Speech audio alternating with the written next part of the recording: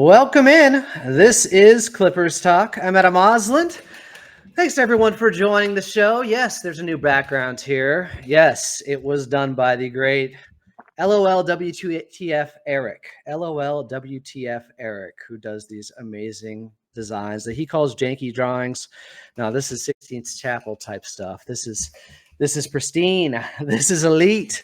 I'm at Fallout of May, or you can get to me at Clippers Talk on the gram and on TikTok now, as I'm really making that social media push and making a fool of myself. If you missed the last show on off-season Clippers Talk, we had Matt Moore on. At HP Basketball is where you find him. We had a knockdown, drag-out debate regarding the leadership between Paul George and then Kawhi and then Russ being in Denver. It was interesting. It was honest. It was contentious at times, combative, but we're better friends for it.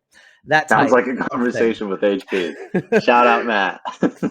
And there is Joseph Raya-Ward, another frenemy.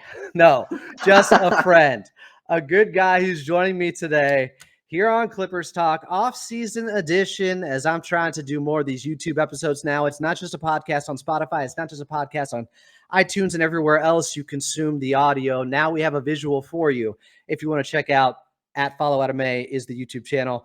Joseph Raya-Ward is here. The great, the wry, the twisted, dark, but lovable host, former host, I think, of the Clipset Podcast that you all enjoyed for so long. So thanks for doing this today here on Clippers Talk, Joseph. Of course. Thanks for having me, man. Yeah, I'm definitely still the former host of the Clipset Podcast. Future host of something else? Who knows? Okay. Who knows? Let's keep that door open. Just a crack, just a little something. I wanted to check in with you because we talk, we're friends, we text each other, we talk about the Clippers behind the scenes. And you were somebody who I felt like soured on the 2-1-3 era earlier than others in a way that I felt was overall fair. There's been a lot of disappointment. Paul George is now in Philadelphia, of course. That era is over. I'm just trying to see if I can turn you back, if I can bring that excitement back for a different era of Clippers basketball. Now with Intuit Dome opening up, check out the video on the YouTube channel. We did a tour, a private one yesterday, me and the C&D guys, Chuck Mockler and Will Updike, 4-minute in-depth tour recap for you. But are you feeling a little bit more hopeful? What is your state of mind right now with this new iteration of Clippers basketball? I think it's funny that I've become one of the I became one of the negative voices about Clippers basketball for a while, given kind of how I started. But I think I'm okay. The ceiling is definitely not the same. And I think that the basketball is going to be more enjoyable for me personally. So I think I am more hopeful about this era of Clippers basketball. I still think that there are things that I was, let's say, puzzled about this offseason. However, I think overall the offseason was pretty good, all things considered. And I think that they've floated through the wilderness without an identity for so long. And I think that they just kind of picked one and crafted their whole offseason around it. And I think they want to be a defense first team to the extent that the offense might be bad most nights. But I'm excited to see what happens. Okay, more on the outlook, I guess, of this season, but I want to go back a little bit because I don't think I ever got the impetus or the genesis of how you became a Clippers fan and how, some of this has turned into some pain for you because you care, because it's raw emotions. And a lot of Clipper Nation feels the exact same way as you. Yeah. You care so much about this. We've been through a lot of heartbreak. It's understandable, especially the last 5 years where at one point you felt like you were all but assured a championship with Kawhi and Paul George and that earthquake that was different than today's that happened in 2019. Just where did it all stem from and, your mindset on this team and how it kind of evolved over time?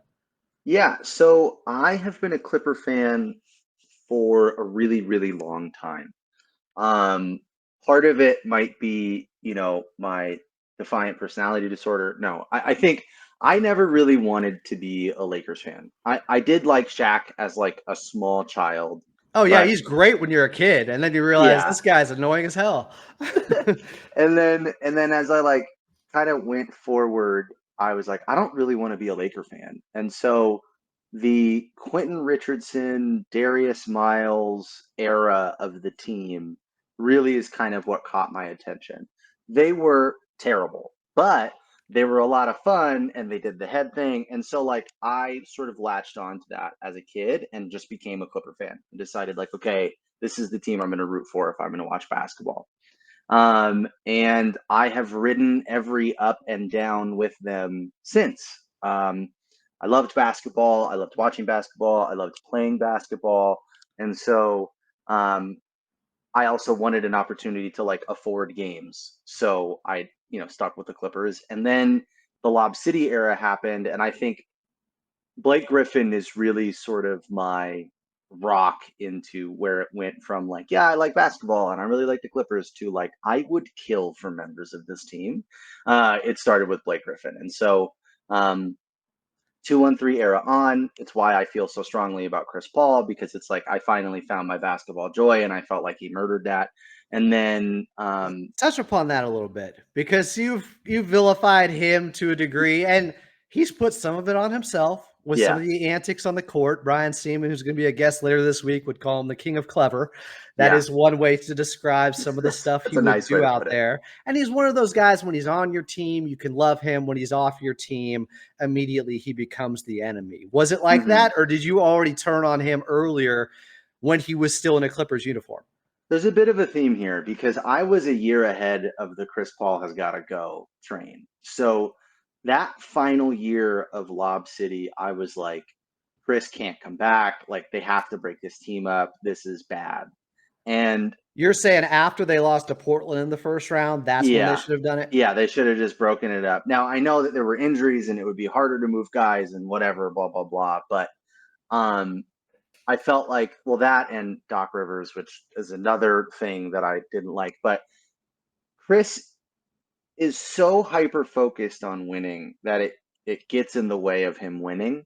And I just couldn't watch him play his sort of uh is it Sisyphusian style of basketball anymore. Yeah, there you go. Yeah, and it's just he did the same thing over and over again. And it was just grating. And you could tell that like it got under guys' skin and it kept the team from winning as well as Doc Rivers being the GM. But like I couldn't handle it anymore and I wanted him gone. And honestly, one of the greatest moments of my Clipper fandom was I went when Chris came back his first game as a Rocket in Staples. That crowd was so electric. It was like when Chris walked into the arena, it was like throwing meat to a lion. Like everybody just was out for blood in the crowd, and the Clippers ended up pulling out a win. It was a very emotional win. I Was think that the Blake. secret tunnel game where they got into it afterwards and there were cops called and Blake and CP3 had a little moment?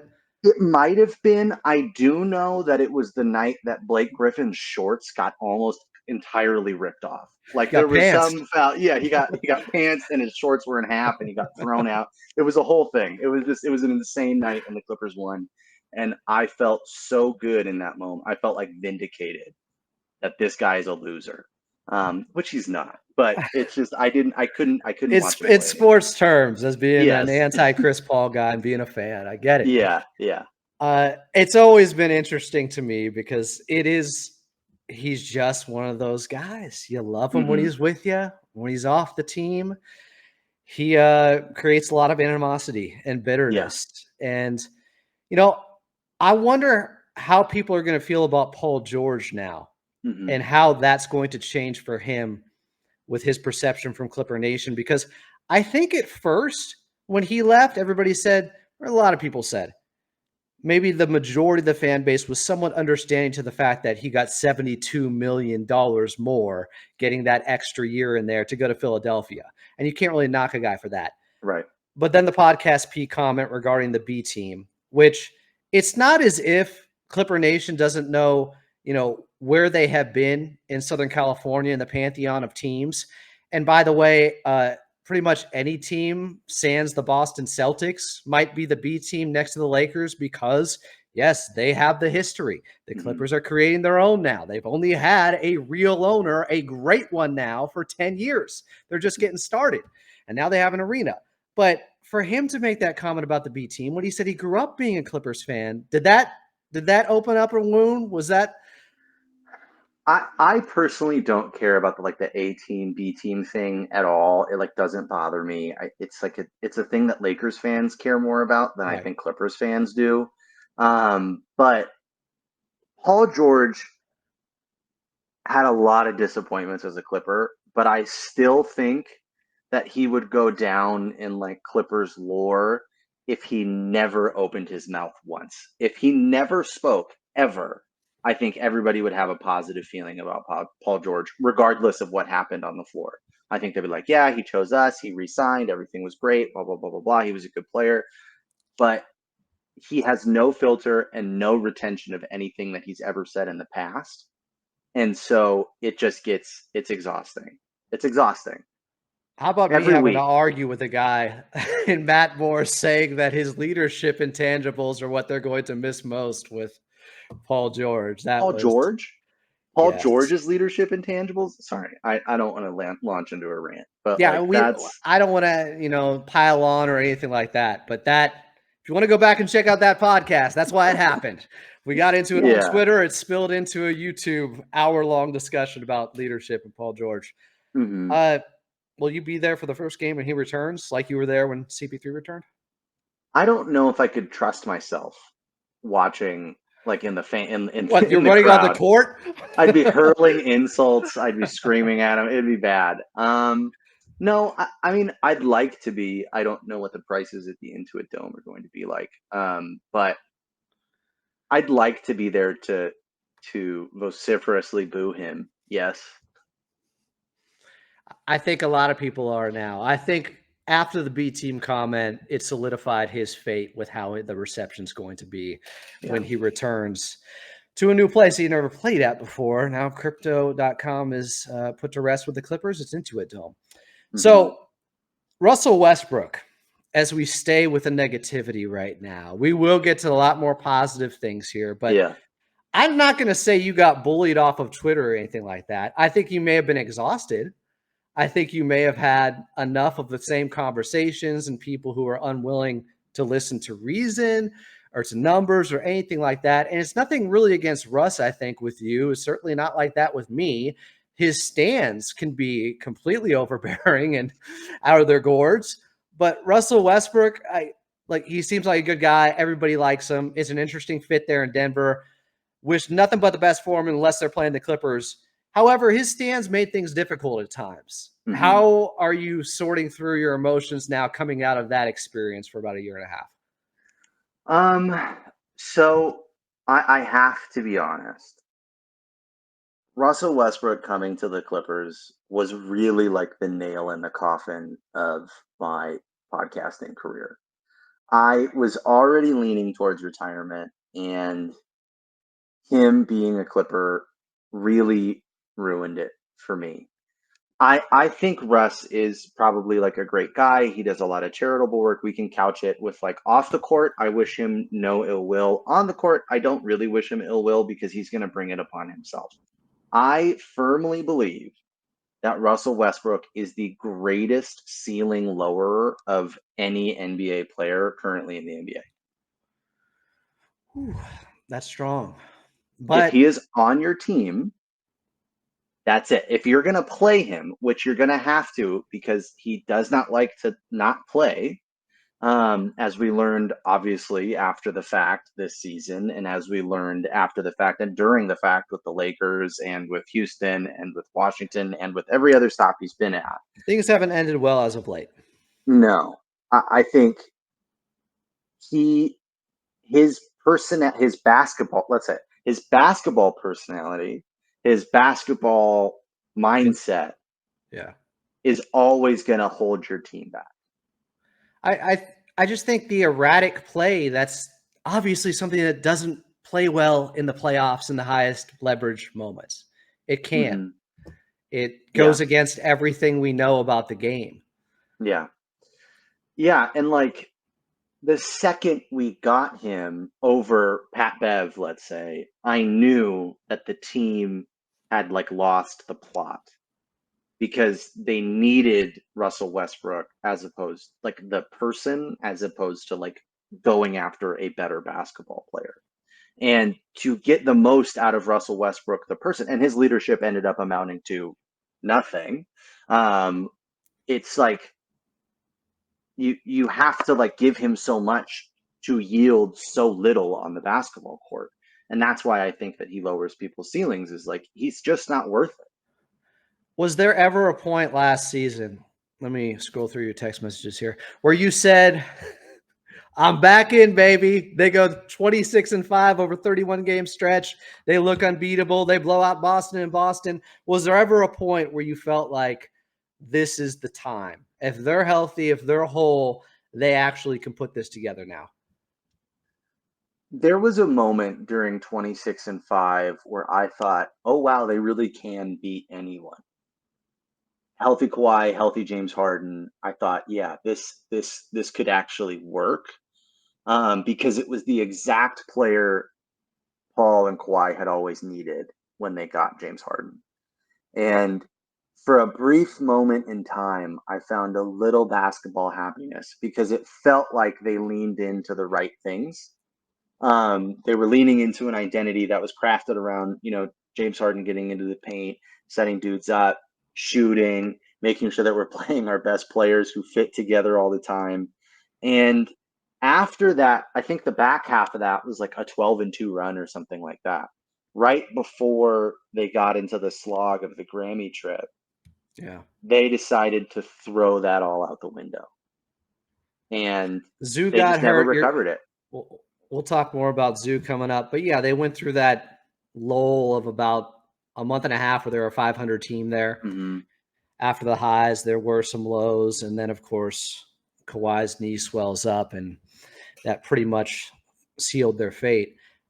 Do you believe if Kawhi Leonard was healthy and Paul George was out in the first round, meaning the team that they have now, basically, Kawhi with James Harden as the 1-2, would have beaten the Dallas Mavericks in that first round series?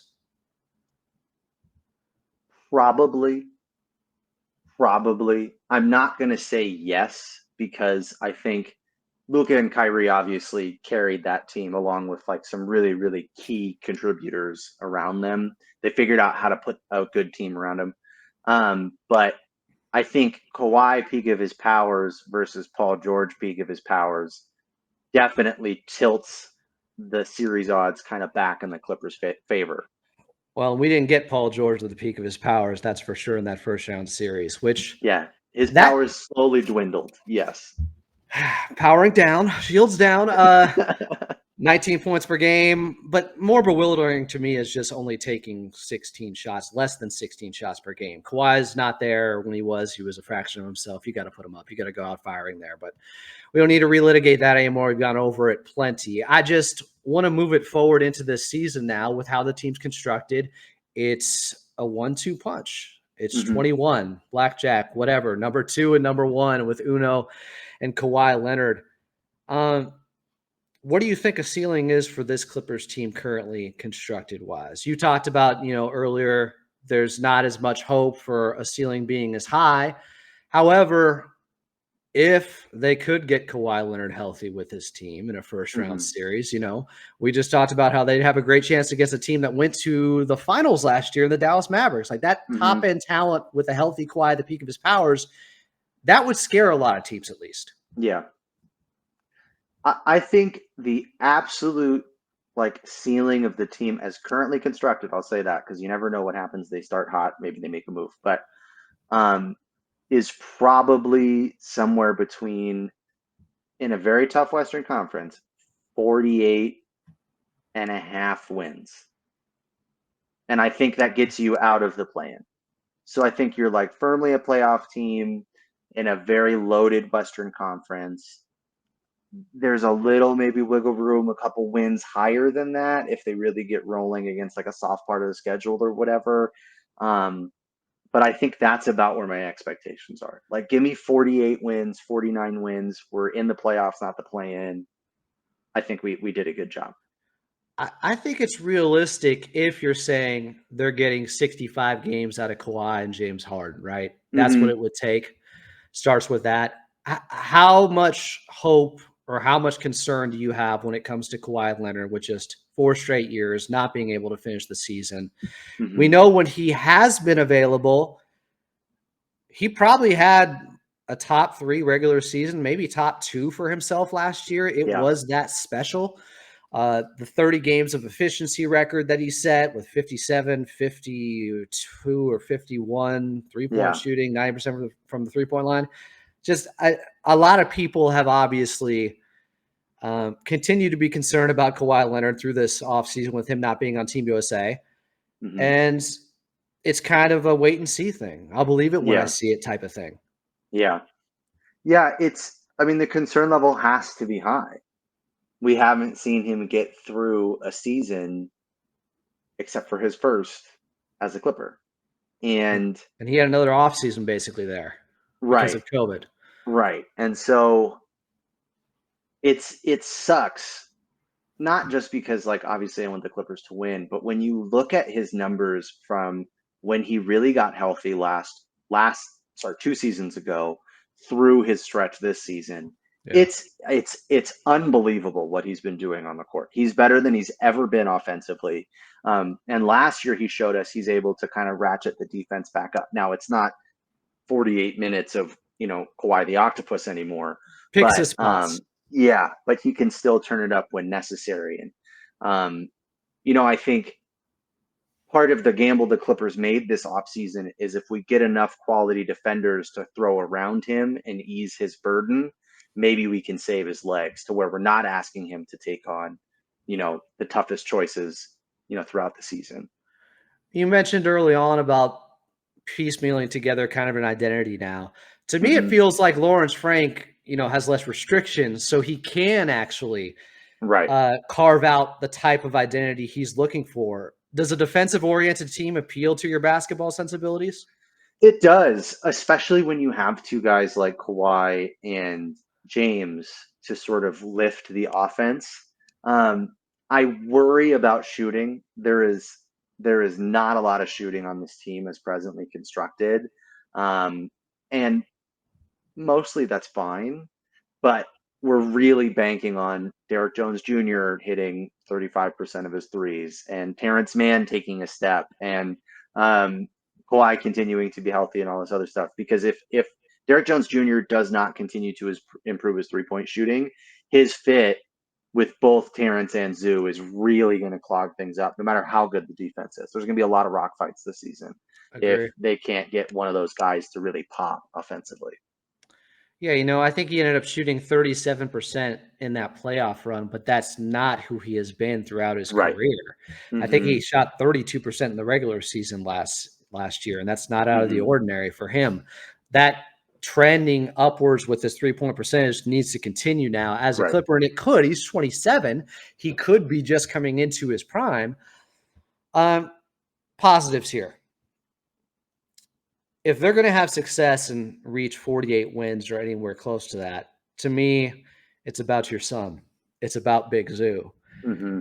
I don't know when you adopted him. I don't know if it's biological. I don't know how old you are, and I don't know if I can figure out the math there. Zoo's 27, I Yeah. think.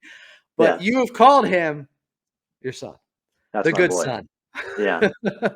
How did that start? Where did your love affair with Big Zoo come from? Um, I think it started not as a joke, but okay, it really started that first season. I like nerded out on like per 36 or something like that. And I was like, man, he's really good. And then I was looking at like around the rim defensive numbers. You guys can fact check me and tell me if I'm wrong. I was like, man, it's really good around the rim too. And I was like, if he just got more playing time, I think he could be pretty good. So it started kind of like that. And it was also rooted somewhat too in this like anti-Doc, Trez feeling, where it's like he's just not seeing it, man. He just doesn't get it. And so I kind of got into that. And then You weren't it just, wrong. I wasn't wrong. And then I just sort of slowly deepened my affection for him as he like obviously progressed and got better and didn't have hands made out of stone anymore. And, all of the things that people have wanted him to do. And I think too, another piece of this is like Zoo got so much hate online, and it really kind of turned into this like Hoopers versus nerd debate about is Zoo any good, right? And it was like Zoo is not good, and then everybody was like, yeah, but if you look at this spreadsheet I have right here, it'll tell Sadly, you all of the things he does well. maybe you got out while the getting was good because sadly those conversations have continued. Somebody hit me up in the last 2 weeks, Joseph, I swear to God, and said Kai Jones will be starting over Avisa Zubas. How? I mean, it's Zoo is so good, and it also helps that he's like tall and goofy. He's like weird. He moves funny. He runs funny. It's In all just the right ways, like yeah, Hunter Pence or something. yeah, exactly. He is one of my favorite players legitimately for all the same reasons you mentioned. The Hmm. analytics back it up. The eye test has backed it up. Yeah. He needs a bigger role on the offensive side. We got a glimpse. I thought he was the second best player in that series against the Dallas Mavericks. It Hmm. was, to me, it was Harden, Zoo, Man, PJ, or PG, I should say. PJ Yeah. in game 6, I guess. Similar levels of production, Yeah. but I I can't say enough good things about Avisa Zubats, and he's extension eligible. We'll see what transpires with hmm. that. Um, what do you think of the pickup with Chris Dunn and what that means for our guy Bones? Because it looks like they are shopping Bones, they're shopping Hmm. PJ Tucker, and if the right deal comes along, those guys will be off the team. Yeah, I think this is the beginning of the end for my sweet sweet bones. You and I have talked, and first of all, I mean, Dunn got a 3-year deal. Sorry to blind everybody, but it was getting too dark in here. Dunn That gets was a 3-year deal. the heavenly light of basketball glow when you talk about Big Zoo the way you have. Like, it just Yeah, happens. The gods reward us. yeah, he's smiling over here. That's what that light is. So, um, giving Dunn a 3-year deal, I think really kind of cements the fact that they don't see a future for Bones Highland, with this team. And I think that's a bummer, but I also kind of understand the relationship went a little bit too far gone, and he really just didn't get the opportunity to develop in a way that I think could have borne fruit. I mean, you and I have had discussions. I really think he's like Lou Williams waiting to be molded. But I think right now he's like Jamal Crawford, end of career Jamal Crawford. You mean Because when he got 50 in his final game? yeah, by sheer will and stubbornness. But like, yeah, I wish it had gone differently for Bones. I definitely think that Bones has like a bright future if he lands in the right spot. But clearly it needs some relationship management that the Clippers just weren't capable of handling. Yeah, and some of it, I didn't like necessarily the way they found him or found a way to get him. He was out of the rotation fairly easily. Yeah, Some guys, obviously, due to seniority, have more opportunities to fail, let's say. yeah, And when Bones failed, it was a very short leash. Now, some of yeah, that was on him because any minutes when you're a young player and you get out there on the court, you have to take advantage of. And there right. were certainly times after James Harden was there and he was no longer the backup point guard where he would get out there in inconsequential time at the end of games and it was unserious basketball. There's no other way to Oh, put it. it's indefensible. Like his performance at the end of games when it was a blowout is indefensible. Like I cannot sit here and be like, oh, it's fine. I can rationalize it any way I want, but you can't defend it. It was such a bad look for him that it definitely took a sour situation and made it worse. What are your thoughts on Mo Bamba as the backup big now and Kai Jones being a training camp invite on a non-guaranteed contract? Um, The Kai Jones hive is buzzing. we'll see how that goes. But Mo Bamba, I'm just happy Lawrence finally got his man Because for years I heard about, the Clippers are looking at Mo Bamba. The Clippers might go get Mo Bamba. The Clippers are like really want Mo Bamba. And I didn't he know this. finally, yeah, Interesting. he finally got him. And I he's not a good NBA player right now. Maybe they can work some magic. Maybe they can find a nice like 10, 12-minute role for him and he'll whatever. But Lucas was telling me the other day that Joel Embiid got hurt in Philadelphia and Mo Bamba still didn't play. Yeah. Not good. Not great. Not a good sign. Just not a good sign for a player that you're like expecting to slot into a role. What is he, Now, 20, 25, 26? yeah, is he better than Moses Brown? Yes, I think that he will fill that role a little bit more serviceably. Do you have him ahead of last year's performance for Mason Plumlee? Because I do. I thought it was. I love Big Plum. I thought it was a brutal season for him. It was bad. Once he got hurt, it was bad. He did, yeah. He worked harder on his gum than he did on the defensive end of the basketball. My man was chomping that gum and just playing Ole defense. Chomping on gum and sham gods. Yeah, that's right. The flashiest player in the NBA. But I don't have high hopes. I am hoping to see him like figure. Obviously, I want him to figure it out. I'd love for him to be a revelation 12 minutes a night. Oh, Mo Bamba finally figured it out with the Clippers. But I think that if there comes a point where the Clippers are like, maybe we have to be a little bit more serious about this season than we anticipated, that they maybe look at getting a different backup center that can give them actually 15 minutes a night. Do you believe Kai Jones is going to be on the team in December? I think there's a possibility. I do. It just kind of depends on how camp goes. I really feel that. Like I think he's got an opportunity to make the team and make the opening day roster. But he's got to show him something. And I wouldn't be surprised if he beat out Mo Bamba to be the backup 5. Okay. I wouldn't hate it because that would mean he did something to pop. He stood out in the right ways. Because the ankle injury and not being able to play in summer league, that's a setback when you're trying to make a squad like this, especially for that Clippers summer league team. Speaking of, and Joseph Raya-Ward is our guest here, formerly of Clipset fame. You're listening to Clippers Talk. I'm Adam Osland. Cam Christie, Kobe Brown, and Jordan Miller, who probably by every objective measurement should have been the Summer League MVP. The Brooklyn guy who was a Wilson who won it. Mm-hmm. He beat him head-to-head. He had more points per game. The efficiency was better. His team went further. There's really no reason for him not to have been the Summer League MVP. Did anything stand out to you, though, that translates to the NBA level where he could be a contributor this season?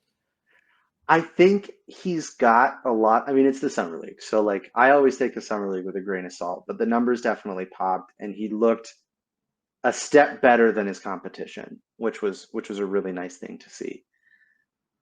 I think he's got like the tools to be a serviceable NBA wing, end of the bench, like end of the rotation guy. I don't think he's going to be like a star.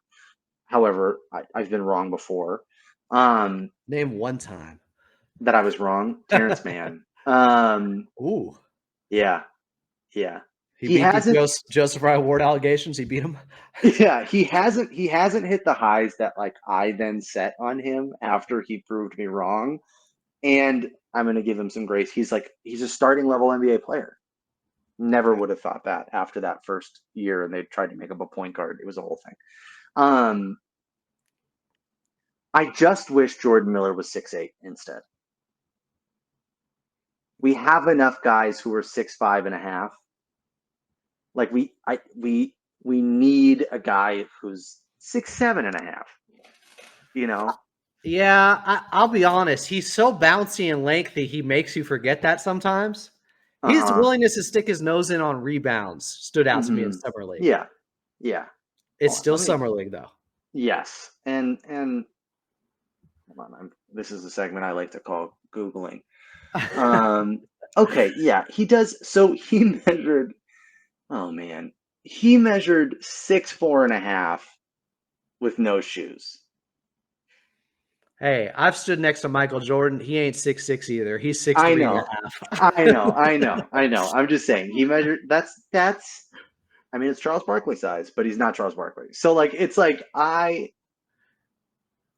it could be there, but like he'd have to be bigger, I think, to fill the role that like I would want him to fill. You know what I mean? And Have you seen the calls for him to replace Amir Coffey? I haven't. I am blissfully off of social media. Like I am so happy to not be on any social media at all. Charmed life. Yeah.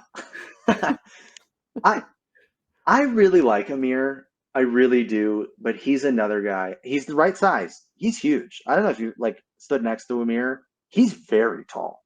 Yeah. And he's weirdly built, so he's got like this short torso, these long arms, and these long legs. Anyway, it's weird to be next to him. Big broad shoulders. I saw him throwing a medicine ball against the wall, and it was one of the most impressive athletic feats I'd ever seen. I was like 10 feet Oh, away from this guy. he's like a G.I. Joe snap action. He is an Yeah, action figure type body. yeah. But he's a guy I wish was like 20 pounds heavier and could carry it. They tried to get him to bulk up, didn't work. Don't ever do that again. He's not a forward, he's a guard. Like let him do that. What about Kobe Brown? Because I don't know if he has one skill set that is good enough at this level. You're kind of Hmm. banking on everything to be solid and Yeah. him being a connector and intangibles, and that makes it difficult Yeah. because, with Jordan Miller, he's at least been very decisive with his play. At least he was Hmm. in summer league, and he was the 8th highest scorer in G League last season. But it was either catch and shoot in summer league or get the basketball, slash to the basket. Right. I don't know who Kobe Brown is and just exactly where his game fits in at this level. Yeah. I think that's my biggest concern about like the Kobe Brown pick is he doesn't really have one NBA skill where you're like, that is what's going to keep him in the league for whatever. Because he's not very fast. He's not super athletic. He's not huge. Like I think Kobe Brown would again. This is a common refrain for me. Kobe Brown was 6'10" instead of 6'7.5". It's a different story, right? Like he's a totally different player for me. Um, You want every Clipper with Tom Cruise lifts in their shoes. I do, I really do, or just get like a little lengthening in the knee and get to the point where I need you to be. You're the I don't. opposite of Brian Seaman. Height over heart is what you say. Yeah, give me big, tall, long guys. I just I don't think that there is something that is going to like root him in the NBA where you're going to be like, yeah, that's why you're going to be in the rotation. Yeah. Uh, I'm rooting for him, but Yeah, TBD. I We'll hope see. I hope something pops. I hope like he definitely has good vision. He's got good a little bit of everything, but like I just don't think that the shooting is like elite or his rebounding is good enough or his size is big enough or his defense is quick. Like he's just not there's not enough there for me right now. Right now. Yeah. Again, he's He young. played and the foul trouble. Yeah. It continues to hamstring him. Hmm. I'm gonna play a little game here. Okay. Call it GM for a day for the Clippers. Hmm. What are the top 3 moves you're making? Trades within some level of realism. Okay. Nothing too crazy. It could be a trade. It could be a cut. It could be a promotion. Bones is the starting point. No. No. Um,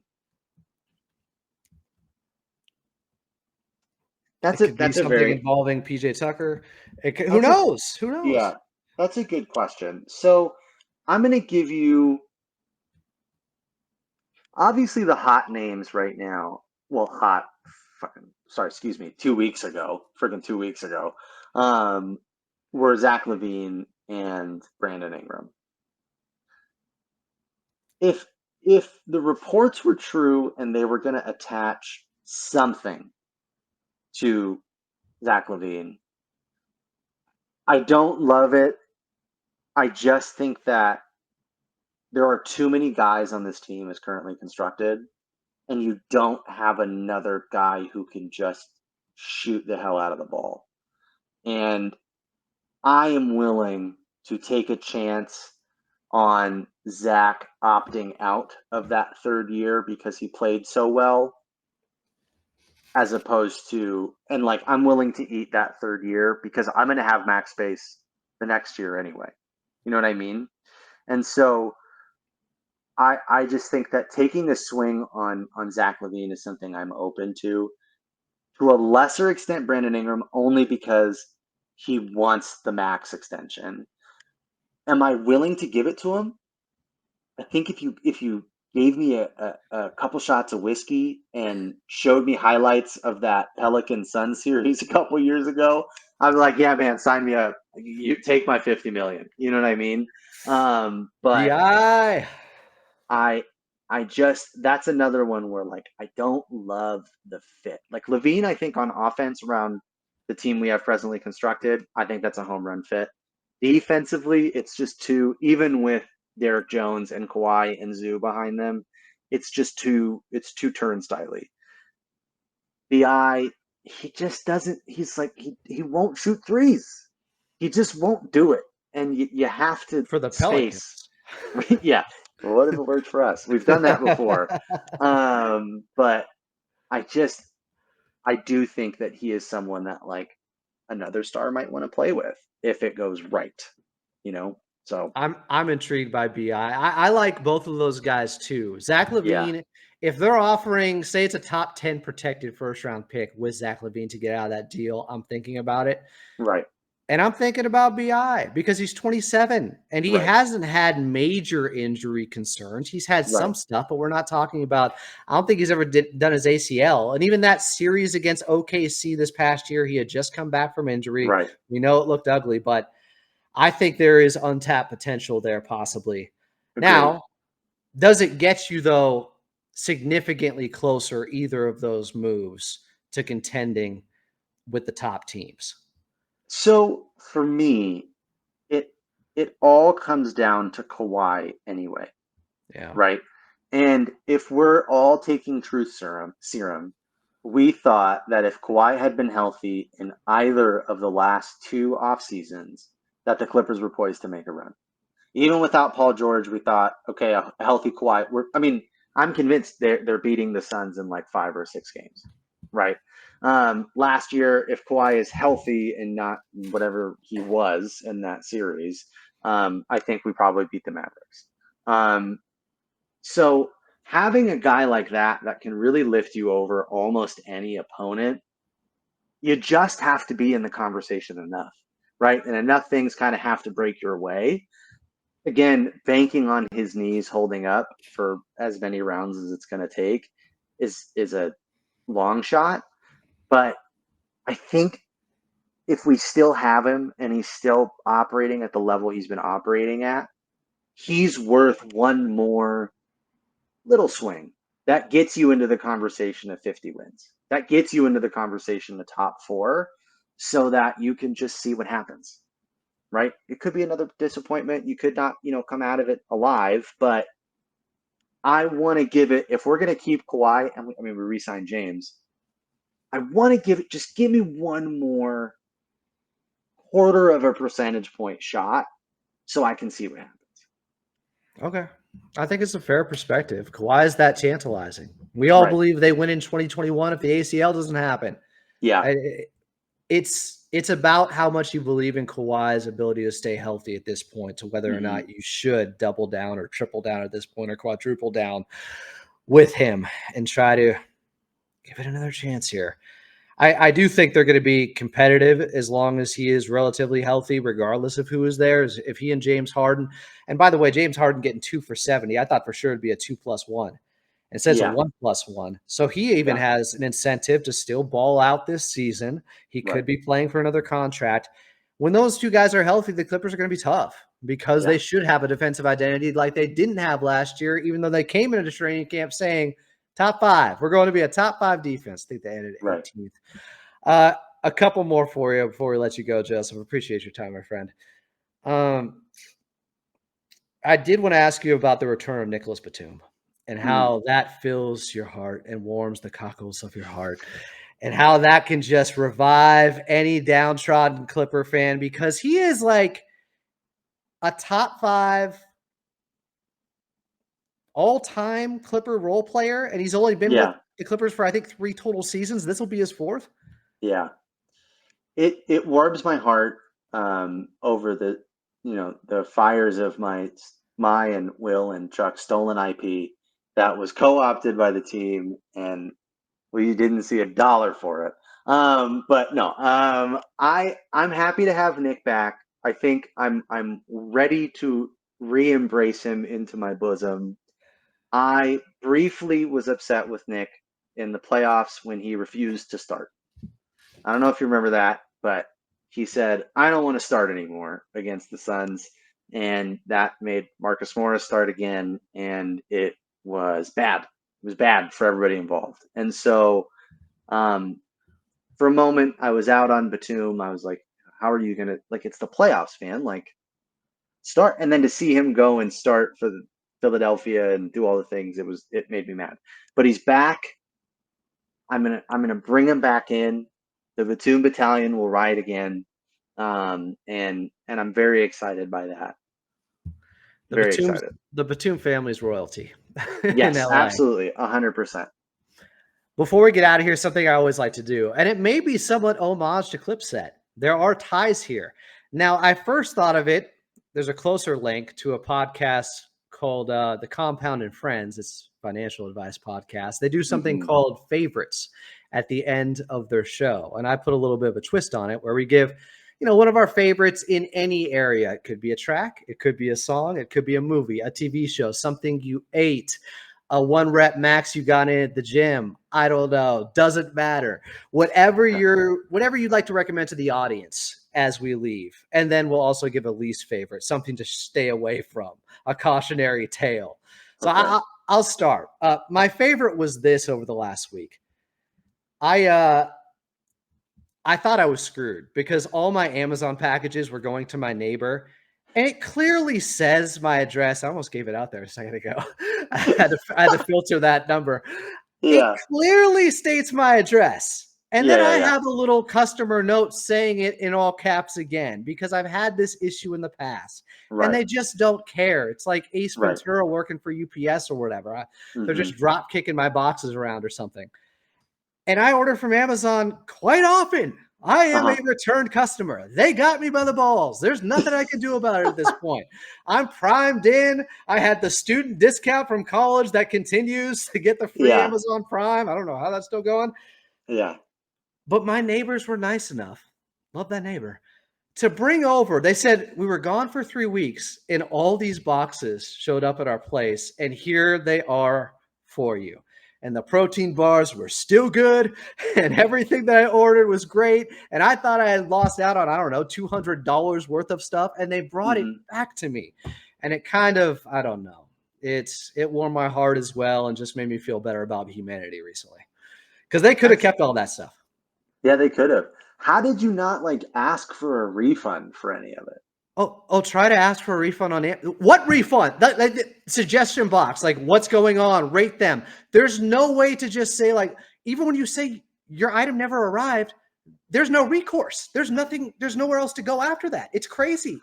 Adam, after this podcast, I'm going to teach you how to manipulate the Amazon customer service chat to get a refund on All anything. right. That's all I'm going to say. We'll So, go Bash Brothers on them. I want that strongly worded email from Joseph Raya-Ward. That will definitely put me in a higher priority yeah. list. All right. Let me give you one of my favorites from the pitch black abyss that is my house right now. I'm going to go off the wall here. Favorite: Costco's chocolate vanilla swirl is back. Ooh. And I am so excited by this. The vanilla ice cream, elite.